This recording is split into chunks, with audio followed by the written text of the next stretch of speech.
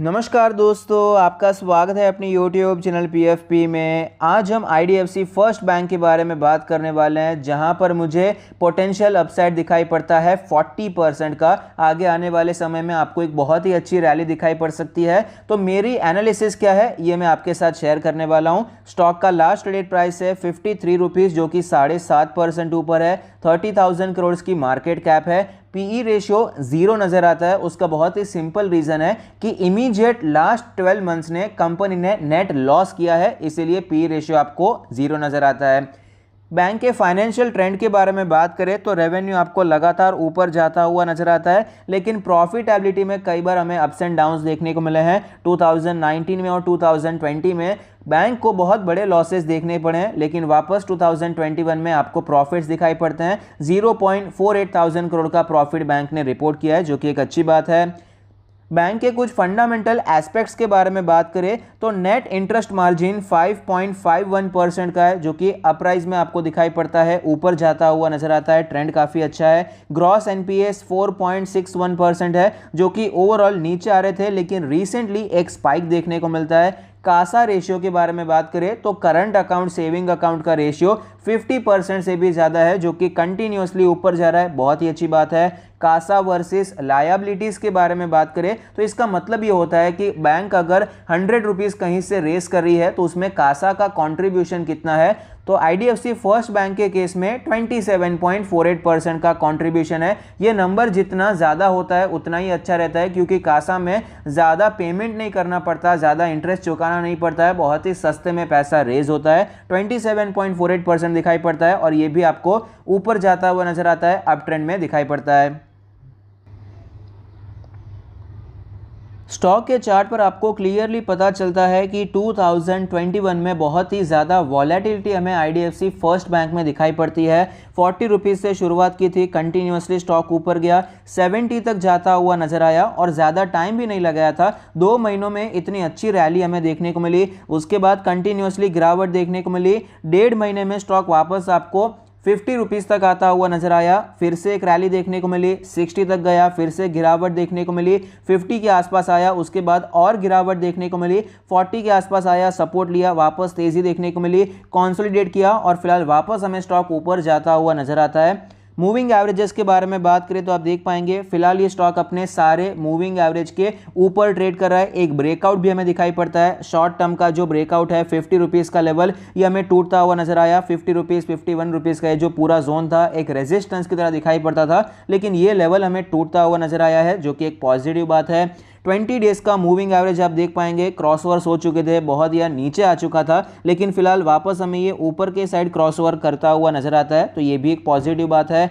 Daily RSI clearly strong नजर आती है। 66.34 का डेली RSI है, जो कि ऑफकोर्स स्ट्रॉन्ग है। वीकली चार्ट के बारे में बात करें तो आप देख पाएंगे वीकली चार्ट पर हमें नजर आता है इसका जो ऑल टाइम हाई है 80 रुपीज़ का। कंटिन्यूसली स्टॉक नीचे आ रहा था। 2017, 18, 19 में बियरिश था, 20 में तो क्रैश हो गया। उसके बाद एक अच्छी रिकवरी देखने को मिली, स्टॉक में एक अच्छा ब्रेकआउट हमें दिखाई पड़ा था। मल्टी ईयर रेजिस्टेंस लाइन हमें टूटता हुआ नजर आया, और जैसे ये रेजिस्टेंस लाइन टूट चुका था, 40 का ये ब्रेकआउट हुआ, स्टॉक आपको 70 तक जाता हुआ नजर आया, और सिमिलर ब्रेकआउट आपको फिलहाल भी नजर आता है। सिमिलर रेजिस्टेंस लाइन आपको फिलहाल भी टूटती हुई नजर आती है।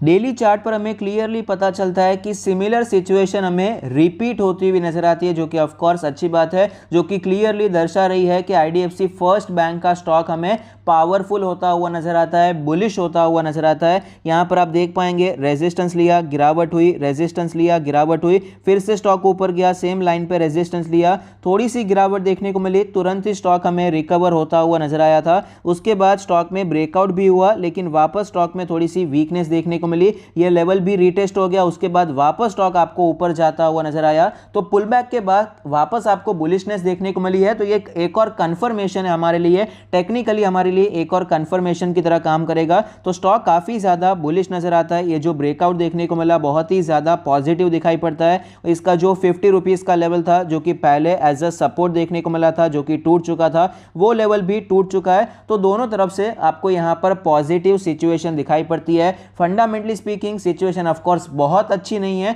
लेकिन ओवरऑल आपको बेटर होती हुई नजर आती है। और बैंक का जो साइज है वो स्मॉल है, इसलिए यहां पर जो मूवमेंट है वो आपको ज्यादा नजर आता है। यहां पर इजीली 20-30% का मूव आपको 2-3 महीने में होता हुआ नजर आ सकता है। इसका जो पोटेंशियल टारगेट है 70 रुपीज का है, जो कि इसका रीसेंट हाई था, 52 वीक हाई। 70 रुपीज का टारगेट लेकर आप इसमें खरीदारी करने के बारे में सोच सकते हैं। ये एक पोजिशनल ट्रेड की तरह आप लेने के बारे में सोच सकते हैं। पोजिशनल ट्रेड है तो कम से कम 6 महीने का टाइम देना पड़ेगा, 6 महीने से 12 महीने टाइम लग सकता है। अभी फिलहाल मेरे जितने भी एक्सपेक्टेशन है, जितने भी ट्रेड में आपके साथ शेयर कर रहा हूं, मैं सोचता हूं कि 6 महीने लगेंगे, 1 साल लगेगा, लेकिन ज़्यादा टाइम लगता नहीं है क्योंकि मार्केट बहुत ही ज़्यादा बुलिश चल रही है। रिसेंटली बाटा का शेयर भी मैंने आपके साथ ट्रेड किया था, 20% का अपसाइड था। मेरे हिसाब से 1 साल लगना चाहिए था, लेकिन 3-4 महीने में वो स्टॉक हमें ऊपर जाता हुआ नजर आया। तो यहाँ पर मेरी एक्सपेक्टेशन तो 6 महीने से करके 12 महीने के बीच में इतना टाइम लग सकता है। 40% का एक बहुत ही अच्छा अपसाइड नजर आता है और 1 साल में मेरे हिसाब से